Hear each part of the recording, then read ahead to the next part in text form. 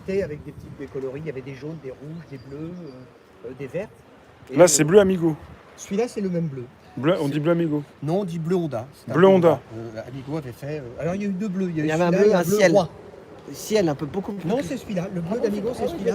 Et l'autre bleu, c'est un bleu roi, qui est un bleu un petit peu plus foncé. Bleu roi. Voilà. Mais, Là, t'as vu, il y a les flancs blancs.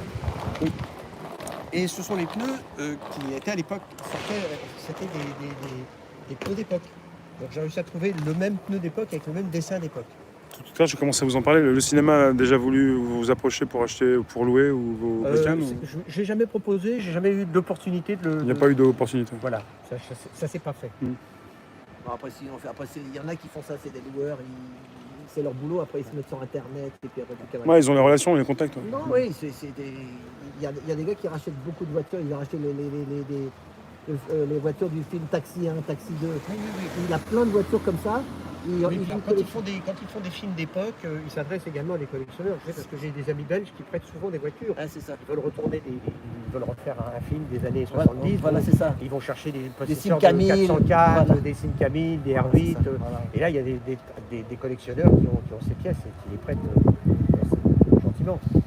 Pour les motos, je crois pas que ce soit quelque chose de très convoité. C'est plus les voitures.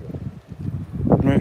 En tout cas, 1, 2, 3, ouais. Pour les pneus, c'est des pneus spécifiques à chaque fois pour BM ou pour Honda. C'est des pneus Honda, Alors des BM. pour ces machines-là, moi j'ai préféré parce que c'était vraiment typiquement le modèle.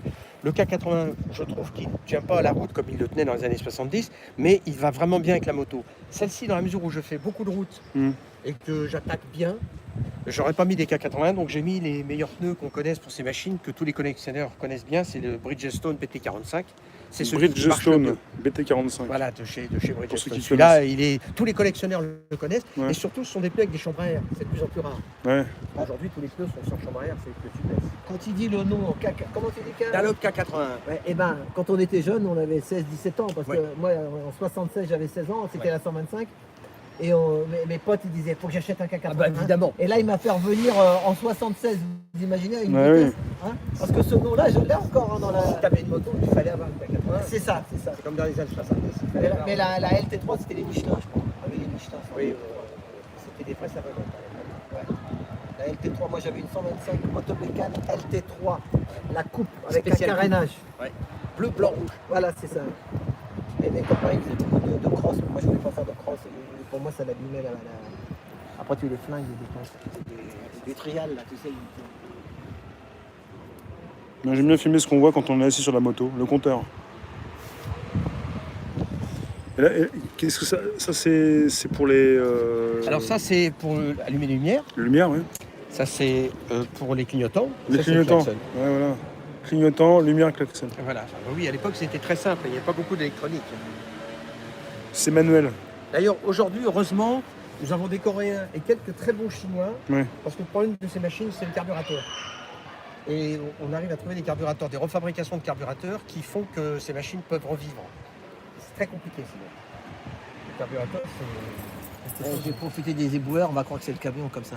Ouais. Ah Ouais. Attends, tu vois. Il va revenir. Ouais, T'as pas un gag il va revenir avec son outil, enfin son produit. Ah d'accord.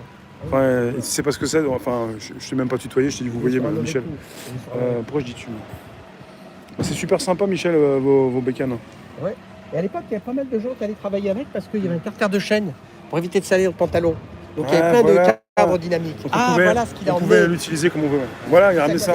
Alors ça c'était pour avertir sur les chemins de fer, pour avertir quand un train avance. Les gens faisaient des travaux et quand un train arrivait, il fallait prévenir les ouvriers. Voilà, Pour c'est pas ça. qu'ils se fassent rouler dessous, qu'ils laissent traîner les outils sur la voie. Voilà, c'est ça, tu Donc- vois. Bah, parce que c'est un zèbre, il sait, tu vois.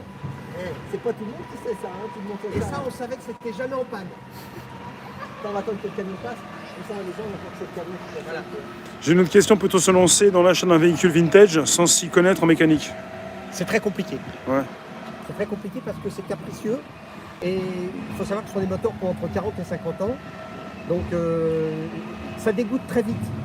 Parce que quand vous avez une machine comme ça, qui a cet âge-là, vous dites je vais la remettre en route. Ouais. Moi j'ai vu des gens me dire oh, ça marche jamais, ça démarre pas, c'est de la merde, Ouais. je m'en sors pas, je tombe en panne. Donc il faut vraiment repartir sur de bonnes bases, notamment toute la partie allumage et carburation. Et une fois que c'est fait, ça roule.